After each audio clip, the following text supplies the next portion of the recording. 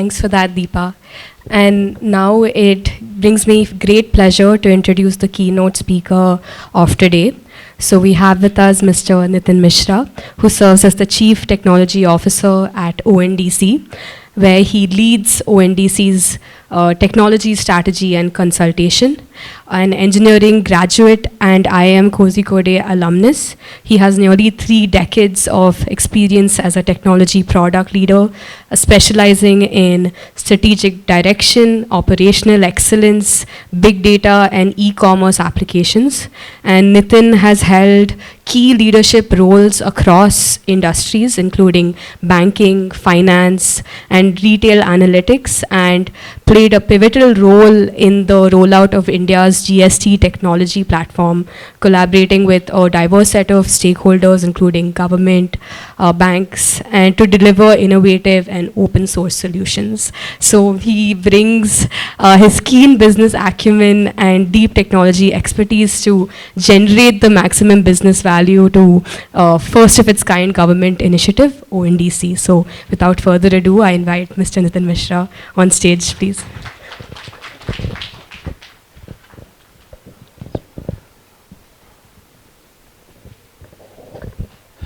A very good evening to all of you. I don't know who wrote that introduction for me, but I must get somebody, whoever has written, my accolades and my thanks to them. But thank you so much for having me here, it's absolutely an honor, and I'm really glad to be here, along with my colleagues Abhishek and Neeraj. And we are going to talk about a bit around ONDC and the open networks and how the DPI has actually evolved over time. I think DPI is no more a concept which is foreign to any one of you. I don't really have to give you what DPI is actually hold for. Digital public infrastructure actually has been the theme of almost all government initiatives, including starting with Aadhaar. You've seen UPI, you've seen DG Yatra with Siddharth in here. I can always sort of comment. We have GSTN, which is also a classic example of how DPI/DPG actually are revolutionizing the market. But a lot of other DPIs which probably are not all that visible. For example, the in the agri space, we have seen agri network now coming to the fore. ONDC is actively working to draft and to realize the strategy of open agri network through ENAM. And as we speak forward, we'll talk about what ENAM is actually trying to bring to the fore.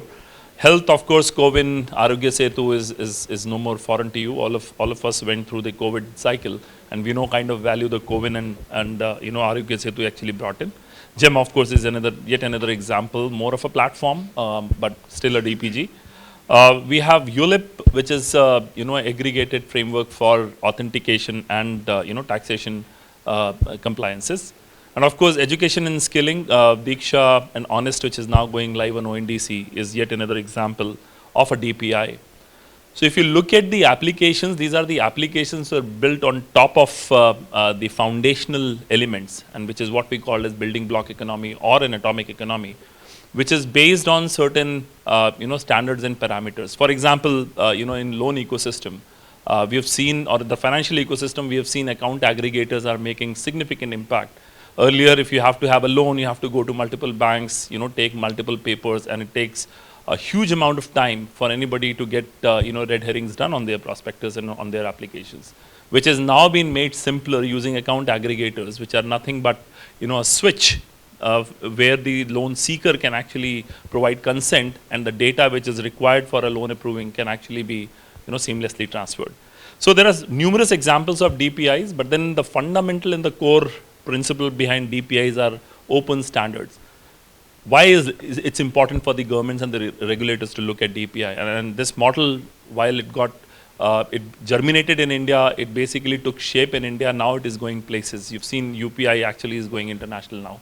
We are seeing Indonesia, Malaysia, Singapore is in active talks. Nepal has already launched UPI. So that is the kind of impact that the Indian DPI and the Indian innovators have actually created across the globe. Of course, there are open utilities. Of course, there is an identity layer, which is an important element for trust, because this is a security-focused framework will probably focus more on the kind of challenges that open network actually bring in, and what are the mitigation steps that are possible for us to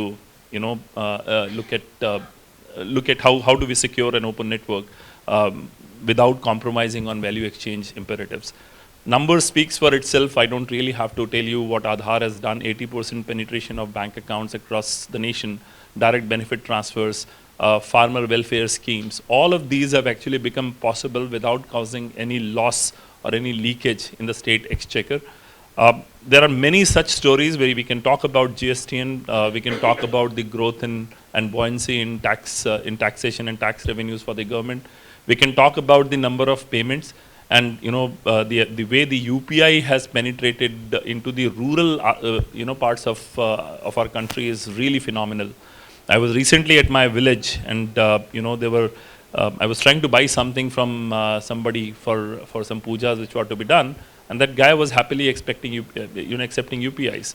The village itself is about 10 kilometers off a highway, and it's a very remote sort of a village in UP.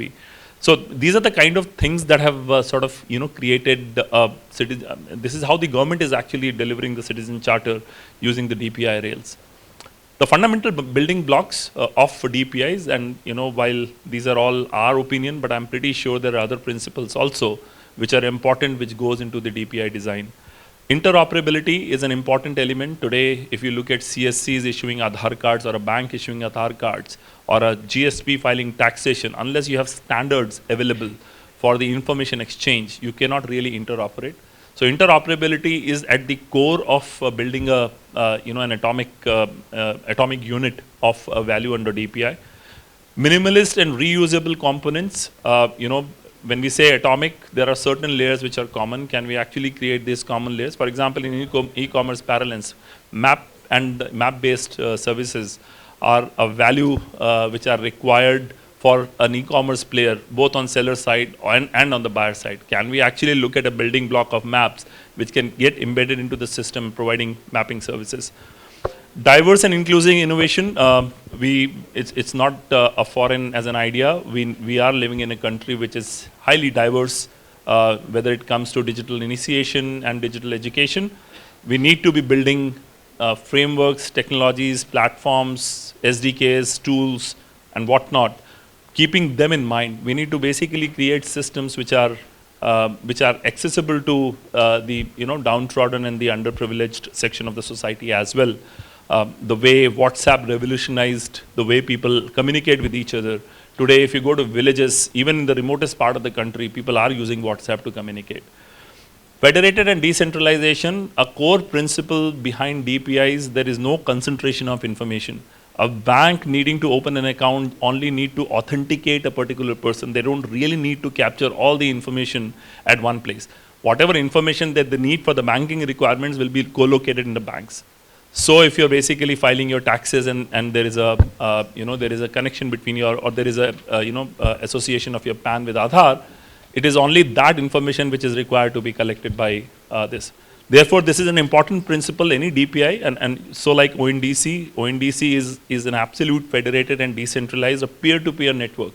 And when we say peer-to-peer network, ONDC as an organization do not participate in transaction. All the transactions are peer-to-peer, thereby ONDC does not hold any data or any personalized information. It is held by the platforms who are using ONDC protocols backed on backend to communicate with each other. And it's an important principle.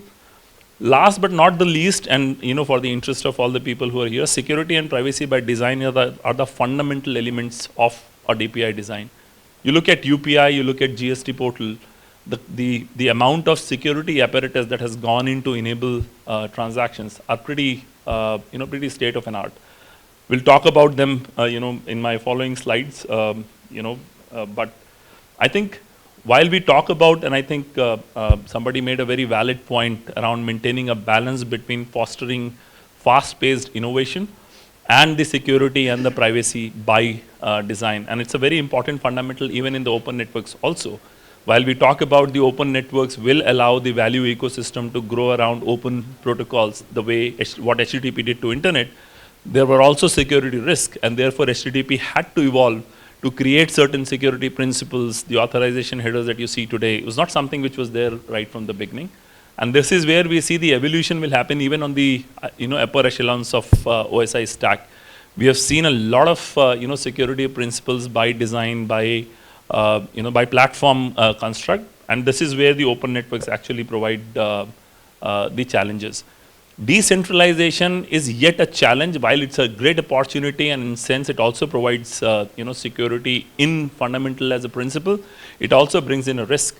When you are on a network and you have this decentralized, diverse set of people with diverse evolution and diverse maturity on the digital landscape, you will see decentralization also exposes the whole network to a risk. Any one node on the network getting compromised will fundamentally has a potential to cause chaos in the ecosystem. Balancing privacy and transparency, I think somebody peeked into my slides and used the keywords, and thanks for that. But then, of course, it's an important element. We need to be able to balance the privacy and transparency. If there are two fundamental entities trying to transact on a particular asset, there is an information of asset that needs to get transferred to the other side. For example, if you're buying let's say you're buying something for a home delivery, your home address has to move onto the protocol. But how do we protect that? How do we make sure that these privacy or private information are not compromised in any form? That's another challenge. Data sovereignty, maintaining. So one of the things that at least India we are very sensitive about is data co-location. In fact, all your government initiatives insist for data to be localized and circumbounded within Indian boundaries. This is a reality today, and fundamentally we have to make sure that some of these regulatory compliances are also handled as we move forward in the design. I don't think we need to really talk about it. I'm sure all of you really understand there are three main pillars of a security framework: people, process, and technology. While people and process are anyway well known, and these are the fundamental principles. If you look at ONDC's charter, the ONDC's network participant agreement that every participant signs has to align with all these principles. But then I will focus on the technical and the network aspect of how we are ensuring the networks are basically secured. We'll come to this, but then I want to spend a moment on how do you make sure and how we have thought of security on top of open networks. As I said, all the APIs which are basically baked on Beckon's DOF framework, which is discovery, order, fulfillment, and post-fulfillment. These are the four core pillars of any open transaction that happens on the network, right? If you look at your own journey to buy on e-commerce, what you do is you go to an app and you discover, you explore items. After exploration, you basically go through adding to the cart, making payment, which is an order flow. After an order flow, the item actually moves from the seller location to your location, which is fundamentally a fulfillment flow.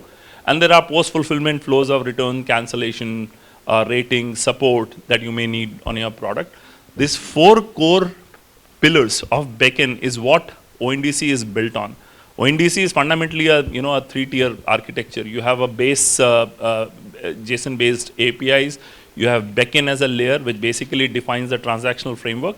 And then you have network layer, which is specific to ONDC commerce transactions, whether you are doing a retail transaction, retail food transaction, grocery, electronics, and numerous other domains which are right now activated onto the network.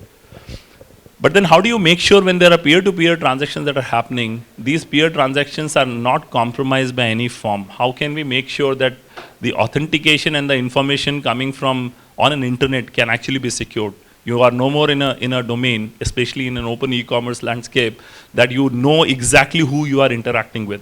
You are an open network. As long as a person has access to or is discoverable through the registry of ONDC, you will receive a traffic. So how do you make sure that the peer-to-peer transactions are actually secured? And this is where ONDC has, as part of their mandate for integration, has used Curve 25519 algorithm for the signing of the APIs.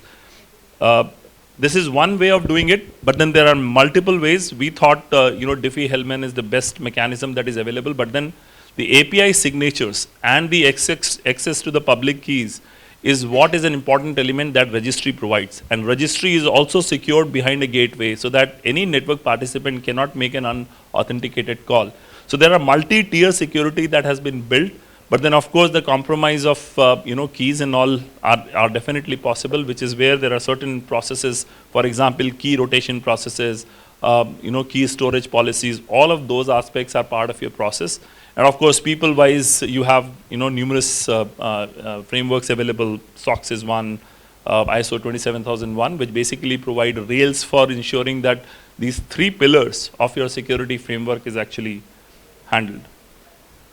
That's brief on how ONDC is working and how we are ensuring, the privacy and all is, taken care of. We must understand that ONDC is not a stateful organization, which fundamentally means that ONDC, by not being part of the transaction, holds no data, and will never have any visibility to what happens between peer-to-peer transactions. This is where we are ensuring that the stateless APIs ensure that the platforms have all the information available with all the rails. When I say rails, for example, somebody wants to send credentialing information on top of the protocol. You are looking for a job on honest ONDC network, and then you are uploading your certificate that basically goes as part of creds. Now this is a peer-to-peer transaction, which is again verifiable on top of the protocol. However, it provides all the pillars or all the elements on which the information can be transacted. However, the principles of consent management, the principles of data security, the principles of classification of data is a platform imperative. While the API allows for the data transfer to take place, fundamentally your data classification is an important element, how you treat your data. There are certain data which are public. We need to be able to identify which is the public data, and we have a very clear guideline. And when we say it is a guideline, it is a guideline. However, it is not limiting guideline. You can add more, you can delete few things depending upon how the law evolves.